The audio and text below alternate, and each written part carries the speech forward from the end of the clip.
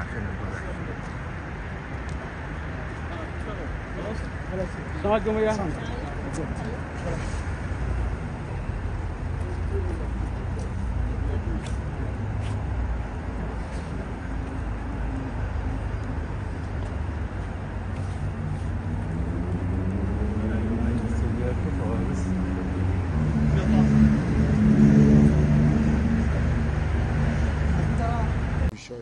ওনার liver disease, কারণ উনি জেলখানায় যখন ছিলেন একাকিত্ব এবং বলতে গেলে যে চিকিৎসা ওনার প্রয়োজন ছিল সেই চিকিৎসা থেকে ওনাকে বঞ্চিত করা হয়েছে।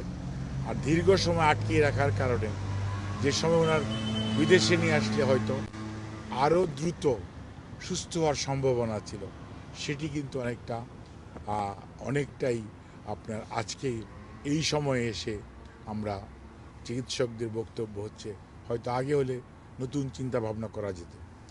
এই অবস্থার মাঝে এখন পর্যন্ত আগামীতে মেডিকেল যে চিকিৎসা অর্থাৎ ওষুধের মাধ্যমেই ওনার বিভিন্ন রোগের যে চিকিৎসা চলছে সেটা অব্যাহত রাখার জন্য পর্যন্ত এখানকার বিশেষজ্ঞ চিকিৎসকরা এবং জন হপকিন্সের চিকিৎসকরা সহ সবাই মোটামুটি একমত এবং সে অনুযায়ী চিকিৎসা চলবে।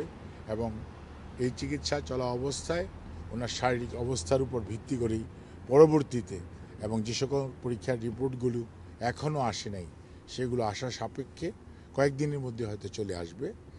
কয়েকটা এখান থেকে বাইরেও পাঠানো হয়েছে, কাজেই সেগুলো সব নিয়ে পরবর্তীতে সিদ্ধান্ত গৃহীত হবে।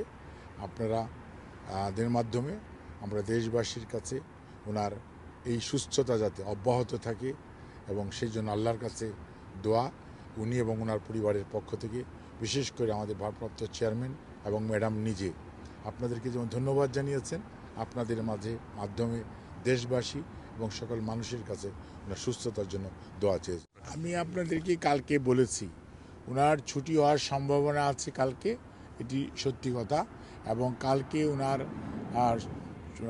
এইখানকার চিকিৎসকরা যদি ওনাকে ছুটি দেয়, কারণ ওই কিছু রিপোর্টের জন্য আজকেও একজন চিকিৎসক দেখে ওনাকে কিছু পরীক্ষা করার জন্য দিয়েছেন, সেই পরীক্ষাগুলো আমরা কালকে করাবো। উনি দিয়েছেন বিকেলের সন্ধ্যার দিকে এসে সেগুলো করাবো, করে যদি সব ঠিক থাকে তাহলে হয়তো কালকে ওনার সন্ধ্যার দিকে ইভিনিংয়ে আওয়ারে ছুটি হওয়ার সম্ভাবনা আছে। উনি সার্বক্ষণিকভাবে প্রফেসর প্যাট্রিক কেনেডি এবং জেনিফার ক্রস ওনাদের সার্বিক তত্ত্বাবধানে উনি চিকিৎসা অধীন থাকবেন এবং মেডিকেল বোর্ড যেটি ওনার চিকিৎসকরা আছে ওনাদের তত্ত্বাবধানে থাকবেন। তবে এখানে মেইনলি প্রফেসর প্যাট্রিক কেনেডি এবং জেনিফার ক্রস ওনাদের অধীনেই উনি চিকিৎসাধীন থাকবেন এবং এখানে যে ইউকের যে নিয়ম সেই নিয়ম মেনেই ওনার চিকিৎসা চলবে।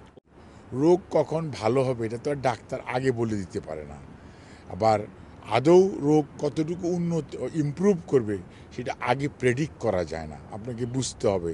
এটি মেডিকেল সায়েন্স এরকম কোনো আগেই বলে দেওয়া যেত তাহলে তো ভালোই হতো। এখানে আমি বলেছি যে ইনশাআল্লাহ আপনার যদি এভাবে অব্যাহত রাখে আমরা ওনার মানুষের দোয়া আল্লাহর অশেষ রহমতে আমরা ওনাকে দ্রুতই হয়তো দেশে ফেরত নিয়ে চলে যেতে পারি।